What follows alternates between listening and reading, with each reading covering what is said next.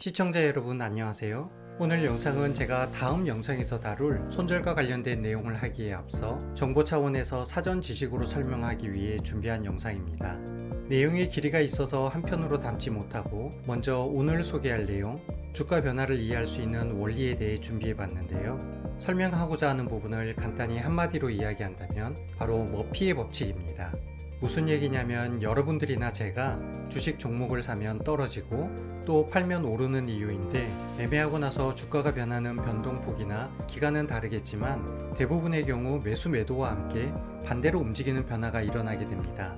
그래서 이번 영상에서는 그 원리를 이해하고 또 시장이 그렇게 움직이는 이유를 파헤쳐 보면 아무래도 여러분들이 주가의 변화 대응에 좀 더 차분해지지 않을까 생각됩니다.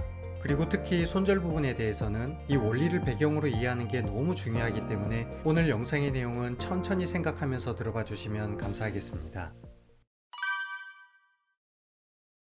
저는 주가의 흐름을 항상 흐르는 물줄기라고 생각하고 있습니다. 주가의 움직임은 이렇게 잔잔히 흐르는 물이라고 보면 되는데요. 이 물줄기의 폭이 시가총액이라고 가정해 볼 때 한강처럼 큰 강물은 시가총액이 1조가 넘는 큰 종목이고, 그리고 사람들이 점프해서 뛰어 건널 수 있는 1, 2m 정도의 작은 개울물은 시가총액이 1000억이나 2000억 정도의 작은 종목이라고 보겠습니다. 그런데 어떤 사람이 강물에 돌멩이를 하나 던졌다고 볼게요.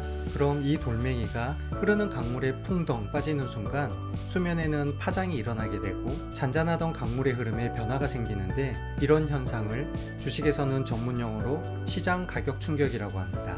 그리고 이 지나가던 행인이 바로 개인 투자자가 되는 것이고, 흐르는 물줄기의 세기를 조절하는 주체는 외국인이나 기관이 되는 것입니다.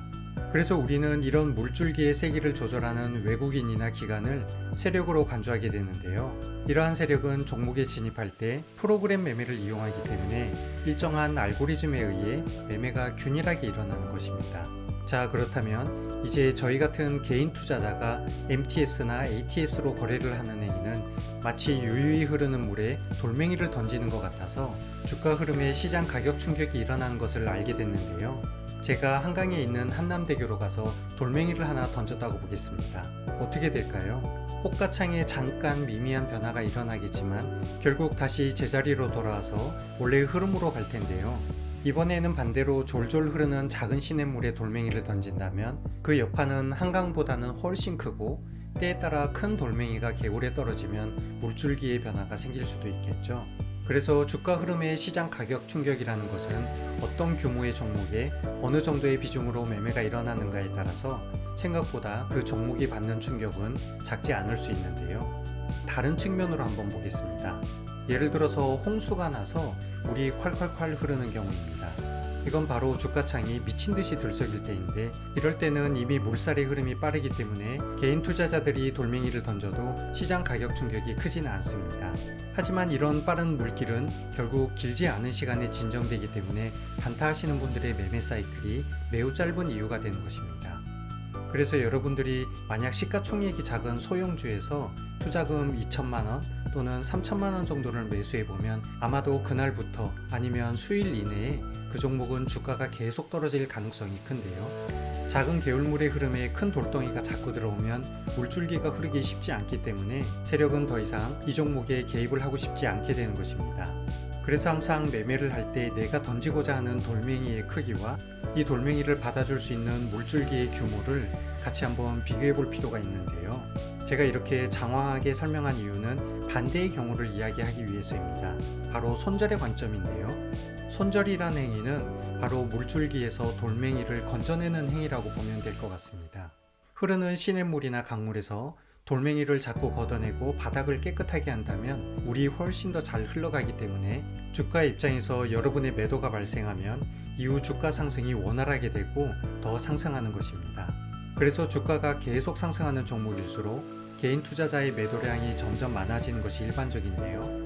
냇가의 바닥에서 큰 돌, 작은 돌들이 무수히 빠져나가면 세력은 물 흐름을 관리하기 좋아지기 때문에 주가가 더 상승하기 쉬워지는 것이겠죠. 그리고 주가가 이미 또 높은 고점에 와 있는데 계속 더 오르는 종목들도 있습니다. 이런 경우는 사실 그 종목에 잔재되어 있는 개인 투자자의 계좌 수가 거의 없다고 보면 되는데, 마치 흐르는 물의 바닥이 깔끔하게 정리되어 있다는 것입니다. 그럼 이렇게 잘 흘러가는 주가가 왜 다시 떨어질까요? 이유는 이렇습니다. 세력은 힘과 자금력이 있기 때문에 고점에서도 그 위치를 작은 파동으로 계속 유지할 수 있게 되는데요.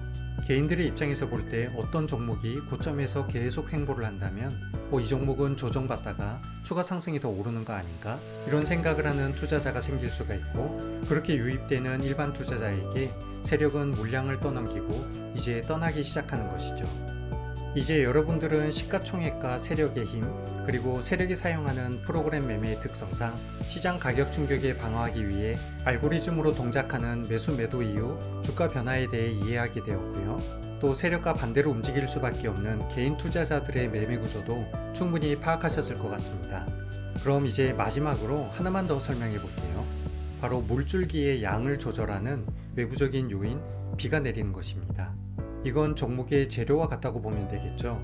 그래서 여러분들은 주가를 올린 뉴스와 재료가 얼마 정도의 규모인지를 파악할 수 있어야 하는데, 마치 물줄기에 내리는 비가 가랑비인지 아니면 하루 이틀 내리다가 마는 폭우인지, 그것도 아니면 여름 초입에 내리는 아주 긴 장마인지를 구분할 수 있는 게 정말 중요할 것 같습니다.